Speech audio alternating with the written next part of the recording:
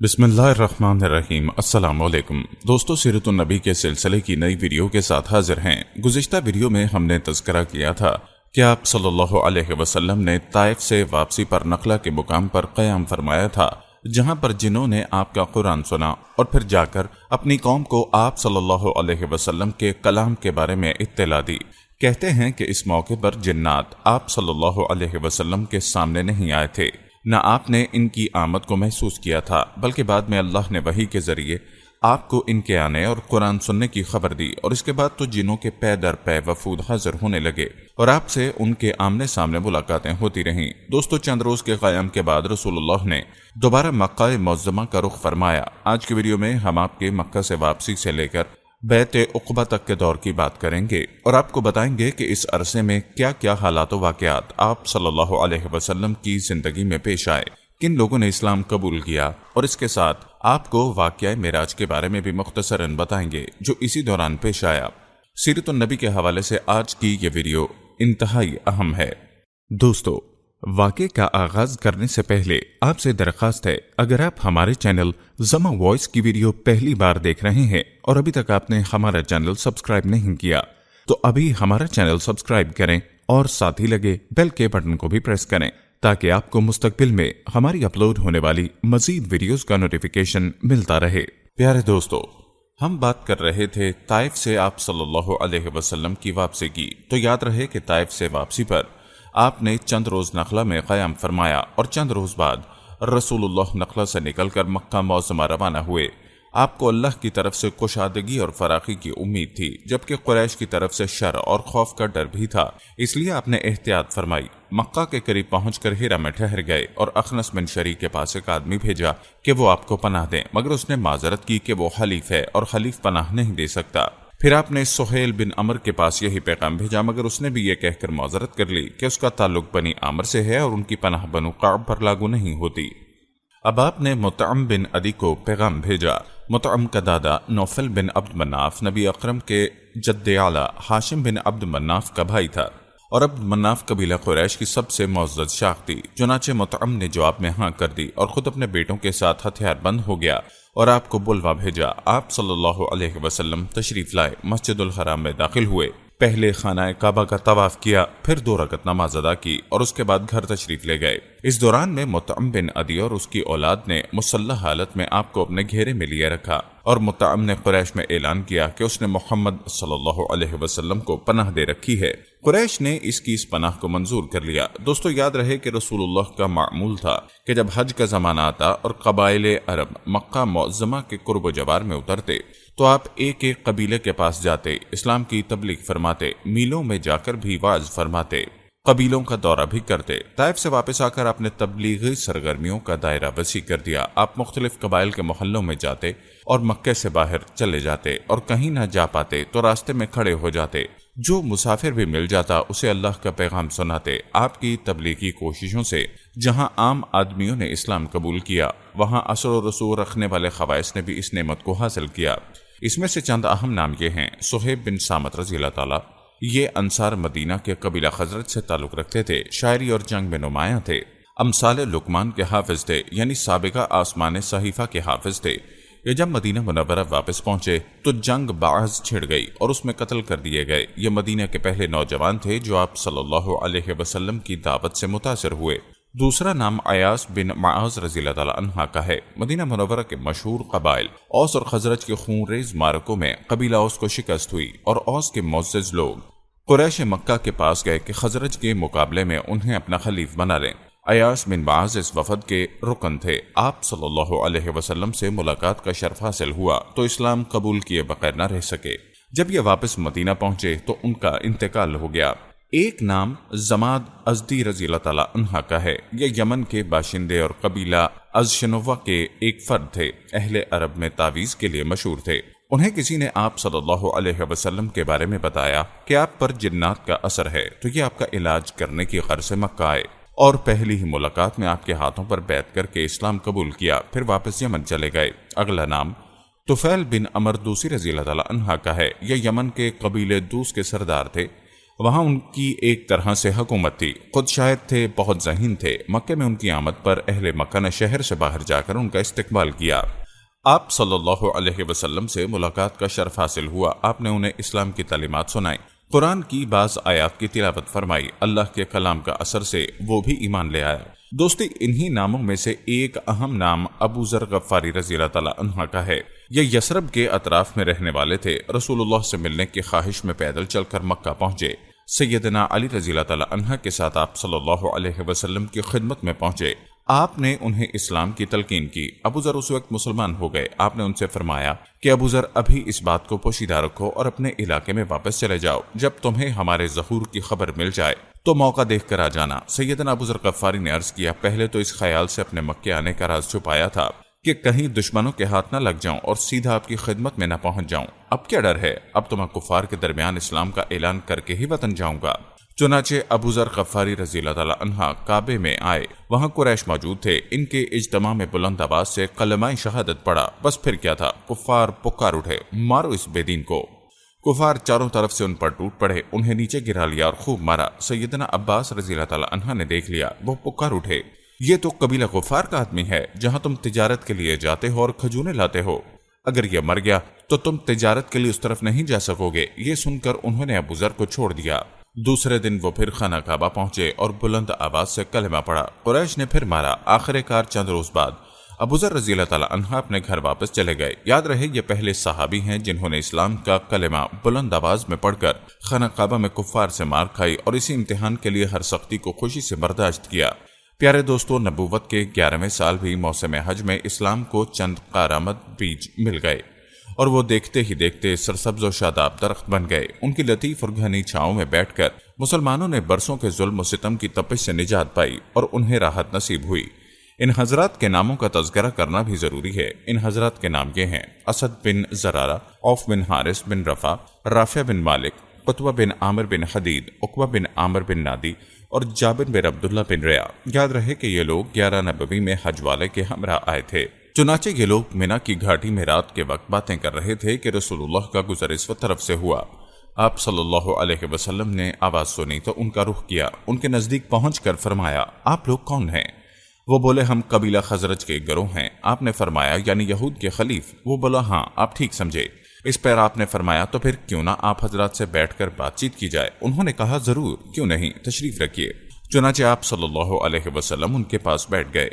آپ نے ان پر اسلام کی حقیقت واضح کی، قرآن کی تلاوت کی اور اللہ کی طرف دعوت دی۔ اس پر انہوں نے ایک دوسرے سے حیران ہو کر کہا، دیکھو یہ تو وہی نبی معلوم ہوتے ہیں جن کے حوالے سے یہود تمہیں دھمکیاں دیتے ہیں، کہیں وہ اسلام لانے میں پہل ہی نہ کر جائیں۔ چنانچہ ان حضرات نے اسلام قبول کر لیا۔ پھر انہوں نے کہا، ہم اپنی قوم کو ایسی حالت میں چھوڑ کر آئے ہیں کہ کسی اور قوم میں ان جیسی دشمنی نہیں ہے، پس اگر اللہ تعالیٰ ان کو تم پر اکٹھا کر دیں تو ان کے لیے آپ سے معزز کوئی نہیں ہوگا۔ پھر انہوں نے وعدہ کیا کہ ہم دین کی دعوت دیں گے اور آئندہ سال حج کے موقع پر پھر آپ سے ملاقات کریں گے۔ اور پھر جب یہ لوگ واپس مدینہ گئے تو اپنے ساتھ اسلام کا پیغام بھی لے گئے۔ چنانچہ وہاں گھر گھر اسلام کا چرچا ہونے لگا۔ پیارے دوستو، یاد رہے کہ اسی سال یعنی شوال کے مہینے میں رسول اللہ نے سیدہ عائشہ سے نکاح فرمایا۔ یاد رہے کہ نبوت کے 12ویں سال اللہ تعالیٰ نے رسول اللہ کو معراج کروائی اور اس کا تذکرہ قرآن پاک میں اللہ تعالیٰ نے یوں فرمایا، پاک ہے وہ ذات جس نے اپنے بندے کو راتوں رات مسجد الحرام سے مسجد الاقصی کی سیر کروائی، جس کے گرد ہم نے برکت رکھی ہے تاکہ اسے خوب اپنی نشانیاں دکھائیں، بے شک وہ خوب سننے والا دیکھنے والا ہے۔ اس رات سے مراد ہے راتوں رات نبی کریم کا مکے سے بیت المقدس تشریف لے جانا، اور معراج سے مراد ہے عالم بالا تشریف لے جانا۔ یاد رہے کہ یہ واقعہ جسم اور روح سمیت پیش آیا، اور یہ نبی کریم صلی اللہ علیہ وسلم کے معجزات میں سے ایک عظیم معجزہ ہے۔ پیارے دوستو، واقعہ معراج یوں تو ایک طویل واقعہ ہے، البتہ آپ کی سیرت کا چونکہ یہ ایک اہم پہلو ہے، اس لیے واقعہ معراج کا خلاصہ آپ کے لیے پیش کیا جاتا ہے۔ کہتے ہیں کہ آپ صلی اللہ علیہ وسلم اس شب حتیم میں تشریف فرما تھے۔ اس وقت آپ بیداری اور نیند کی ملی جلی حالت میں تھے۔ ایسے میں جبرائیل تشریف لائے، انہوں نے آپ کے سینہ مبارک کو چاک کیا اور آب زمزم سے دھو کر ایمان اور حکمت سے بھر دیا۔ پھر آپ کے سامنے سواری کے لیے براق لایا گیا، جو گھوڑے سے قدرے چھوٹا سفید رنگ کا جانور تھا۔ اس کی تیز رفتاری کی وجہ سے اسے براق کا نام دیا گیا۔ اس کا قدم جہاں تک نظر جاتی وہاں تک بڑھتا تھا۔ اس پر سوار ہو کر آپ بیت المقدس تشریف لے گئے، مسجد اقصی میں داخل ہوئے، 2 رکعت نماز ادا کی، اس میں تمام انبیاء کی امامت کروائی، پھر جبرائیل علیہ السلام آپ کے پاس 2 برتن لائے، ایک میں شراب تھی اور دوسرے میں دودھ۔ آپ صلی اللہ علیہ وسلم نے دودھ پسند فرمایا۔ اس پر جبرائیل نے کہا، آپ نے فطرت پائی، آپ کو ہدایت نصیب ہوئی اور آپ کی امت کو بھی۔ اگر آپ شراب کو پسند فرماتے تو آپ کی امت گمراہ ہو جاتی۔ اس کے بعد آپ کو بیت المقدس سے آسمان دنیا تک لے جایا گیا۔ جبرائیل نے وہاں دروازہ کھلوایا۔ آپ نے وہاں انسانوں کے باپ سیدنا آدم کو دیکھا، انہیں سلام کیا۔ انہوں نے آپ کے سلام کے جواب میں فرمایا مرحبا۔ انہوں نے آپ کی نبوت کا اقرار بھی کیا۔ ان کے دائیں طرف ایک گروہ تھا، اس گروہ کی طرف دیکھتے تو مسکراتے، یہ سعادت مندوں کی روحیں تھیں۔ ان کے بائیں طرف بھی ایک گروہ تھا، جب انہیں دیکھتے تو روتے، یہ بدبختوں کی روحیں تھیں۔ پھر آپ کو دوسرے آسمان پر لے جایا گیا۔ جبرائیل نے دروازہ کھلوایا، آپ کے لیے دروازہ کھولا گیا۔ آپ نے وہاں 2 خالہ زاد بھائیوں یعنی سیدنا عیسیٰ بن مریم اور سیدنا یحییٰ کو دیکھا اور انہیں سلام کیا۔ انہوں نے جواب دیا مرحبا، پھر نبوت کا اقرار کیا۔ پھر تیسرے آسمان پر لے جایا گیا، وہاں آپ نے سیدنا یوسف کو دیکھا، انہیں آدھا حسن دیا گیا تھا۔ آپ نے انہیں سلام کیا اور انہوں نے جواب میں مرحبا، پھر آپ کی نبوت کا اقرار کیا۔ پھر آپ کو چوتھے آسمان پر لے جایا گیا اور وہاں سیدنا ادریس کو دیکھا اور آپ نے سلام کیا اور انہوں نے جواب دیا مرحبا اور آپ کی نبوت کا اقرار کیا۔ پھر 5ویں آسمان پر لے جایا گیا، وہاں سیدنا ہارون کو دیکھا اور ان کو سلام کیا اور انہوں نے سلام کا جواب مرحبا سے دیا اور آپ کی نبوت کا اقرار کیا۔ پھر آپ کو 6ٹھے آسمان پر لے جایا گیا، وہاں سیدنا موسیٰ بن عمران سے ملاقات ہوئی۔ آپ نے انہیں سلام کیا اور انہوں نے سلام کا جواب دیا مرحبا اور آپ کی نبوت کا اقرار کیا۔ اس کے بعد آپ کو 7ویں آسمان پر لے جایا گیا، وہاں آپ کی ملاقات سیدنا ابراہیم سے ہوئی۔ آپ نے انہیں سلام کیا، انہوں نے سلام کا جواب دیا مرحبا اور آپ کی نبوت کا اقرار کیا۔ وہ اپنی پشت بیت المعمور سے لگائے ہوئے تھے، جس میں روزانہ 70,000 فرشتے داخل ہوتے تھے اور وہاں ان کے پلٹنے کی باری نہیں آتی۔ پھر آپ کو سدرۃ المنتہا تک لے جایا گیا۔ اس کے پتے ہاتھی کے کان جیسے اور پھل بڑے بڑے کونڈوں یا تھیلوں جیسے تھے۔ پھر اس پر سونے کے پتنگے چھا گئے۔ اللہ کے حکم سے جو کچھ چھانا تھا چھا گیا۔ اس سے وہ درخت تبدیل ہو کر اتنا تبدیل ہو گیا کہ اللہ کی کوئی مخلوق اس کا حسن بیان کرنے کی تاب نہیں رکھتی۔ پھر آپ کو اللہ کے حضور لے جایا گیا اور آپ باری تعالیٰ کے اتنے قریب ہو گئے کہ 2 کمانوں کے برابر یا اس سے بھی کم فاصلہ رہ گیا۔ اس وقت اللہ نے آپ پر اور آپ کی امت پر دن رات میں 5 نمازیں فرض فرمائیں۔ پیارے دوستو، یہ تھا مختصر سا خلاصہ سفر معراج کا، جس میں نبی کریم اپنی امت کے لیے نماز کا تحفہ لے کر آئے۔ یاد رہے کہ عقیدہ توحید کے بعد نماز ہی اسلام کا وہ پہلا رکن ہے جو مسلمانوں پر سب سے پہلے فرض ہوتا ہے اور سب سے آخر تک فرض رہتا ہے۔ نماز کی فرضیت صحت و بیماری، خوشی و غمی، سفر و حضر اور خوف و خطر، غرض کسی بھی حالت میں مسلمان سے ساکت نہیں ہوتی۔ موسم اور جگہ کی تبدیلی اور کوئی بیماری ایسی نہیں جس میں مسلمان کو نماز کی معافی ہو۔ نبی اکرم نے فرمایا، نماز میں میری آنکھوں کی ٹھنڈک اور دل کا سرور ہے۔ دوستو، اسی رات نبی اکرم مکہ واپس تشریف لے گئے۔ صبح ہوئی تو آپ نے اپنی قوم کو ان بڑی بڑی نشانیوں کی خبر دی جو اللہ نے آپ کو دکھلائی تھیں، تو قوم کے جھٹلانے اور تکلیف پہنچانے میں اور زیادہ شدت آ گئی۔ کسی نے تالیاں بجا کر آپ کا مذاق اڑایا تو کسی نے حیرت اور انکار کے انداز میں اپنے سر پر ہاتھ رکھ لیا۔ 6 لوگ ابو بکر رضی اللہ تعالیٰ عنہ کے پاس گئے اور تنزیہ انداز میں بولے، کچھ سنا تمہارے دوست محبت کیا کہہ رہے ہیں؟ سیدنا ابو بکر نے پوچھا، انہوں نے کیا کہا؟ جواب میں انہوں نے سارا کچھ دہرا دیا جو آپ نے انہیں بیان فرمایا تھا۔ اس پر سیدنا ابو بکر نے فرمایا، اگر یہ باتیں آپ نے فرمائی ہیں تو بالکل سچ فرمائی ہیں۔ اور انہوں نے کہا، گویا آپ ان کی تصدیق کرتے ہیں۔ جواب میں سیدنا ابو بکر رضی اللہ تعالیٰ عنہ نے عجیب بات فرمائی، میں تو اس سے دور کی بات کی بھی تصدیق کرتا ہوں۔ آسمان سے صبح شب جو خبریں آتی ہیں ان میں بھی آپ کو سچا جانتا ہوں۔ یاد رہے کہ آپ رضی اللہ تعالیٰ عنہ کی اسی جواب پر ان کا لقب صدیق مشہور ہوا۔ دوسری جانب کفار نے آپ کا امتحان لینے کا پروگرام بنایا اور آپ صلی اللہ علیہ وسلم سے پوچھا، آپ بیت المقدس کے بارے میں تفصیل سے بتائیں۔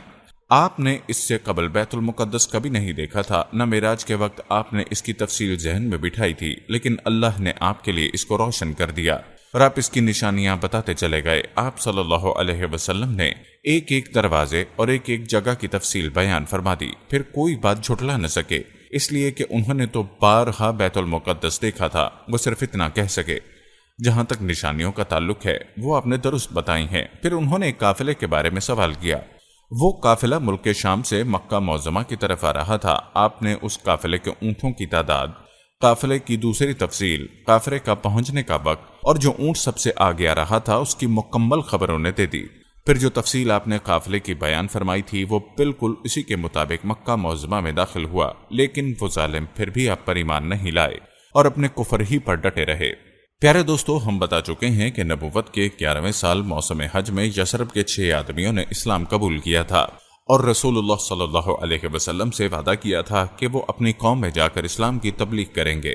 اس کا نتیجہ یہ ہوا کہ اگلے سال موسم حج آیا، یعنی ذوالحج 12 نبوی بمطابق جولائی 621 عیسوی، تو 12 آدمی حاضر ہوئے۔ اس میں 10 خزرج سے اور 2 اوس سے تھے۔ خزرج کے 10 آدمیوں میں جابر بن عبداللہ بن رواح کو چھوڑ کر باقی 5 تو وہی تھے جو پچھلے سال آ چکے تھے، جبکہ نئے 5 یہ تھے: معاذ بن حارث، ذکوان بن عبد القیس، عبادہ بن ثابت، یزید بن شعبہ، عباس بن عبادہ بن نزلہ، اور اوس کے 2 آدمی ابو الحیثم بن الحتیان اور امین بن سائدہ تھے۔ یہ لوگ مینا کی گھاٹی میں رسول اللہ کے ساتھ جمع ہوئے۔ اس بیعت کی تفصیل صحیح بخاری میں سیدنا عبادہ بن ثابت نے بیان کی ہے۔ وہ بیان کرتے ہیں کہ رسول اللہ نے فرمایا، آؤ اور مجھ سے اس پر بیعت کرو کہ اللہ کے ساتھ کسی چیز کو شریک نہیں کرو گے، چوری نہیں کرو گے، زنا نہیں کرو گے، اپنی اولاد کو قتل نہیں کرو گے، اپنے ہاتھ پاؤں کے درمیان سے گھڑ کر کوئی بہتان نہیں لاؤ گے، اور کسی بھلی بات میں میری نافرمانی نہیں کرو گے۔ جو شخص یہ ساری باتیں پوری کرے گا اس کا اجر اللہ کے پاس ہے، اور جو شخص ان میں کسی بھی چیز کا ارتکاب کر بیٹھا پھر اسے دنیا میں ہی اس کی سزا مل گئی تو یہ اس کے لیے کفارہ ہو گئی، اور کوئی شخص ان میں سے کسی ایک چیز کا ارتکاب کر بیٹھا پھر اللہ نے اس پر پردہ ڈال دیا تو اس کا معاملہ اللہ کے حوالے ہے، وہ چاہے تو سزا دے، چاہے تو معاف کر دے۔ سیدنا عبادہ رضی اللہ تعالیٰ عنہ کہتے ہیں کہ ہم نے اس پر آپ سے بیعت کی، پھر بیعت پوری ہو گئی اور حج ختم ہو گیا تو نبی کریم نے ان کے ساتھ مصعب بن عمیر کو روانہ فرمایا تاکہ وہ لوگوں کو قرآن پڑھائیں اور دین سکھائیں۔ مصعب بن عمیر نے ابو امامہ اسعد بن سرارہ کے گھر قیام فرمایا، پھر دونوں اسلام کی تبلیغ کے لیے سرگرم ہو گئے۔ اس کے بعد اگلے سال موسم حج سے پہلے مصعب بن عمیر بہت سی کامیابیوں کی بشارت لیے مکہ معظمہ واپس آ گئے۔ موسم حج 13 نبوی میں یثرب کے 70 سے زیادہ مسلمان حج کی ادائیگی کے لیے مکہ تشریف لائے۔ یہ اپنی قوم کے مشرک حاجیوں میں شامل ہو کر آئے تھے۔ مسلمانوں نے طے کیا کہ وہ رسول اللہ کو مدینہ منورہ آنے کی دعوت دیں گے، چنانچہ یہ لوگ 12 ذی الحج کو رات کے وقت جمرہ عقبہ کے پاس گھاٹی میں جمع ہو گئے۔ یہ کل 75 آدمی تھے، 62 خزرج کے اور 11 اوس کے، ان کے ساتھ 2 عورتیں بھی تھیں، اور یہ اجتماع بالکل خفیہ طریقے سے ہوا۔ نبی اکرم اپنے چچا حضرت عباس کے ساتھ ان کے ہاں گئے۔ سیدنا عباس ابھی تک مسلمان نہیں ہوئے تھے لیکن اپنے بھتیجے کے معاملے میں اطمینان چاہتے تھے، اس لیے سب سے پہلے انہوں نے ہی بات کی اور بولے کہ رسول اللہ اپنی قوم اور اپنے شہر میں عزت و حفاظت کے ساتھ ہیں، لہٰذا اگر تمہارا خیال ہے کہ تم انہیں جس چیز کی طرف بلا رہے ہو اسے نبھاؤ گے اور انہیں ان کے مخالفین سے بچا لو گے تو تم نے جو ذمہ داری اٹھائی ہے اسے اچھی طرح جان لو، ورنہ ابھی سے انہیں چھوڑ دو۔ اس کے جواب میں اہل یثرب کے نوجوان سیدنا براء نے کہا، ہم رسول اللہ سے سچے دل سے وفاداری کا ارادہ رکھتے ہیں، اپنی جانیں ان پر نچھاور کر دیں گے، لہٰذا اللہ کے رسول صلی اللہ علیہ وسلم آپ بات کیجئے اور اپنے لیے جو بات عہد و پیما پسند ہو بولیے۔ اس کے بعد رسول اللہ نے گفتگو فرمائی، آپ نے قرآن کریم کی تلاوت فرمائی اور پھر ان حضرات کو اللہ کی طرف دعوت دی، اسلام کی طرف رغبت دلائی اور اپنے رب کے لیے عہد لیا اور کہا تنہا اسی کی عبادت کرو اور اسی کے ساتھ کسی کو شریک نہ کرو۔ اس پر اہل یثرب نے کہا، ہم کس چیز پر آپ سے بیعت کریں؟ نبی کریم نے فرمایا، چستی اور سستی ہر حالت میں بات سنو گے اور مانو گے، تنگی اور خوشحالی ہر حال میں مال خرچ کرو گے، اچھائی کا حکم دو گے اور برائی سے روکو گے، اللہ کے راستے میں اٹھ کھڑے ہوگے اور اس سلسلے میں کسی ملامت کرنے والے کی ملامت کی پرواہ نہیں کرو گے، اور جب میں تمہارے پاس آ جاؤں تو میری مدد کرو گے، اور جس چیز سے اپنی جانب اور اپنے بال بچوں کی حفاظت کرتے ہو اس سے میری حفاظت کرو گے، اور تمہارے لیے جنت ہے۔ حضرت عبادہ رضی اللہ تعالیٰ عنہ فرماتے ہیں کہ ہم نے آپ صلی اللہ علیہ وسلم سے اس بات پر بھی بیعت کی کہ حکومت کے بارے میں، یعنی حکومت سے جھگڑا نہیں کرائیں گے۔ اس پر سیدنا برا نے آپ کا ہاتھ پکڑا اور عرض کیا، ہاں اس ذات کی قسم جس نے آپ کو حق کے ساتھ بھیجا، ہم یقیناً اس چیز سے آپ کی حفاظت کریں گے جس سے اپنے بال بچوں کی حفاظت کرتے ہیں، لہٰذا آپ ہم سے بیعت لیجئے۔ اتنے میں سیدنا ابو الحیثم الطحیان نے بات کاٹتے ہوئے کہا، اے اللہ کے رسول، ہمارے اور کچھ لوگوں کے درمیان عہد و پیمان کی رسیاں ہیں، اب ہم ان رسیوں کو کاٹنے والے ہیں، تو کہیں ایسا نہ ہو کہ ہم تو یہ رسیاں کاٹ ڈالیں، ادھر اللہ آپ کو غلبہ عطا کر دے تو آپ ہمیں چھوڑ کر اپنی قوم میں آ جائیں۔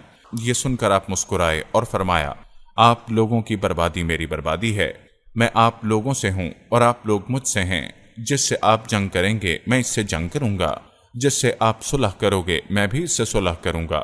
کہتے ہیں کہ ابھی آپ صلی اللہ علیہ وسلم نے یہ الفاظ فرمائے ہی تھے کہ اسی وقت سیدنا عباس آگے بڑھے اور بولے، آپ لوگ جانتے ہیں ان سے کس طرح کس بات پر بیعت کر رہے ہیں؟ ان سے سرخ و سیاہ یعنی تمام انسانوں سے جنگ پر بیعت کر رہے ہیں۔ میرا مطلب ہے اس بیعت کے بعد ہم لوگوں سے جنگ مول لیں گے، اس لیے اگر آپ کو اندازہ ہے کہ آپ کے اموال کا صفایا کر دیا جائے گا اور آپ کے معزز لوگ قتل کر دیے جائیں گے تو آپ ان کا ساتھ چھوڑ دیں گے۔ اگر ایسا کرنا ہے تو پھر ابھی ساتھ چھوڑنا ہے، کیونکہ اس طرح تم کو دین اور دنیا کی رسوائی ملے گی۔ اور اگر آپ لوگوں کا خیال یہ ہے کہ مال کی تباہی اور معزز لوگوں کے قتل کے باوجود بیعت نبھائیں گے، پھر انہیں لے جائیے، کیونکہ یہ اللہ کی قسم دنیا اور آخرت کی بھلائی ہے۔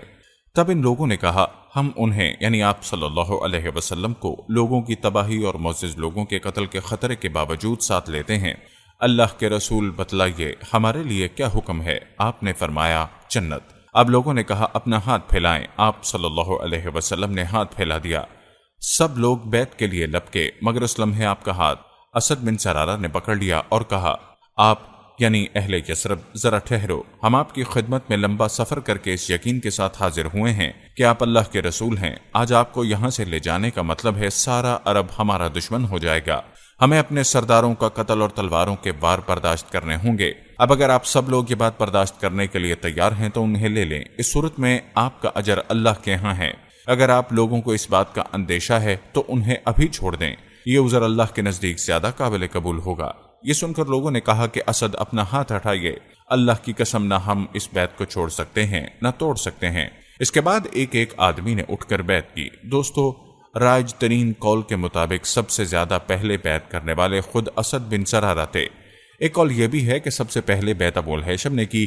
تیسرا قول یہ ہے کہ سیدنا برا بن مرور نے سب سے پہلے بیعت کی۔ دونوں عورتوں کی بیعت صرف زبان سے ہوئی، ان سے آپ نے مصافحہ نہیں فرمایا۔ آپ صلی اللہ علیہ وسلم نے ان سے فرمایا، بس ان کی بیعت ہو گئی، میں عورتوں سے مصافحہ نہیں کرتا۔ بیعت مکمل ہو چکی تو رسول اللہ نے فرمایا، اپنے میں سے 12 رقیب پیش کریں جو اپنی قوم کے نگران ہوں گے، ان کے معاملات کے ذمہ دار ہوں گے۔ اس پر 9 آدمی خزرج سے اور 3 آدمی اوس سے منتخب ہوئے۔ جب ان کا انتخاب ہو چکا تو رسول اللہ نے فرمایا، آپ لوگ اپنی قوم کے معاملات کے ذمہ دار ہیں، جس طرح عیسیٰ کے حواری ان کی طرف سے کفیل ہوئے تھے، اور میں اپنی قوم یعنی مسلمانوں کا کفیل ہوں۔ ان سب نے ایک زبان ہو کر کہا، جی ہاں۔ تو دوستو، یہ تھی دوسری بیعت عقبہ۔ یہ نبی صلی اللہ علیہ وسلم کی زندگی میں اب تک کی سب سے بڑی بیعت تھی۔ اس بیعت کی وجہ سے حالات کا رخ تبدیل ہوا اور تاریخ اسلام نے ایک اہم موڑ لیا۔ پیارے دوستو، یوں عقبہ کی پہلی اور دوسری بیعت کے بعد یثرب میں مسلمانوں کو امن اور پناہ کی جگہ مل گئی۔ اس لیے نبی کریم نے مکہ کے مسلمانوں کو اجازت دے دی کہ وہ اپنا وطن چھوڑ کر شہر مدینہ ہجرت کر جائیں۔ مکے میں اب گنتی کے چند مسلمان رہ گئے تھے۔ نبی کریم حضرت علی کو خاص اہمیت دیتے تھے، اس لیے قریش کو اندازہ تھا اب یہ بھی مدینہ چلے جائیں گے۔ ان کو مسلمانوں کی مدینہ منورہ ہجرت اور وہاں ان کے اجتماع سے اپنے دین، تجارت اور اپنے وجود کے لیے بھی خطرہ محسوس ہوا۔ چنانچہ وہ 26 صفر بمطابق 16 ستمبر جمعرات کے دن پہلے پہر غور و خوض کے لیے درنتو میں جمع ہوئے۔ اس اجتماع میں قریباً قریش کے سبھی سردار موجود تھے۔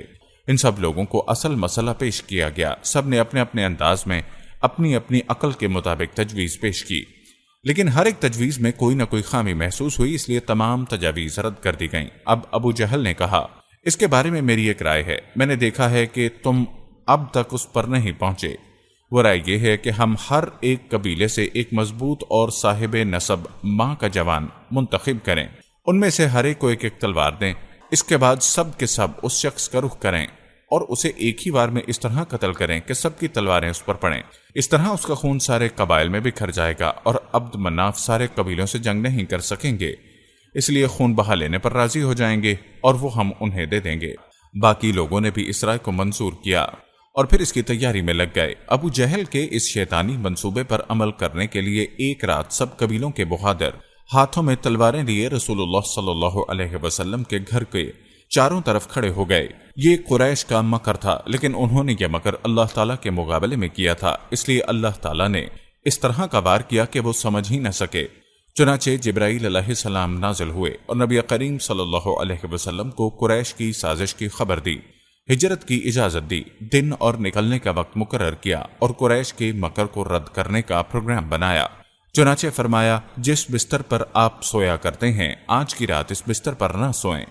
दोस्तों, यूं अल्लाह ताला की तरफ से आप सल्लल्लाहु अलैहि वसल्लम को भी मक्का मुअज़्ज़मा छोड़कर मदीना मुनव्वरा हिजरत करने की इजाज़त यानी हुक्म मिला, और अल्लाह रब्बुल इज़्ज़त के हुक्म के मुताबिक आप सल्लल्लाहु अलैहि वसल्लम ने अपनी हिजरत की तैयारी फरमाई। आपकी मदीना मुनव्वरा की जानिब हिजरत की तफसील हम अपनी अगली वीडियोस में बताएंगे इंशाअल्लाह। हम ये उम्मीद करते हैं कि आपको हमारी आज की ये वीडियो ज़रूर पसंद आई होगी। अगर आपको हमारी आज की ये वीडियो पसंद आई है तो सबसे पहले इसको लाइक करें, अपनी राय का इजहार कमेंट सेक्शन में लाजमी करें। आखिर में आपसे एक बार फिर दरख्वास्त है कि आप हमारे चैनल ज़मा वॉइस को ज़रूर सब्सक्राइब कर लें और साथ ही लगे घंटी के बटन को भी क्लिक करें ताकि आपके पास हमारी आने वाली मज़ीद वीडियोस का नोटिफिकेशन पर वक्त मिलता रहे। अल्लाह ताला आपको अपनी हिफ्ज़ व अमान में रखे, आमीन।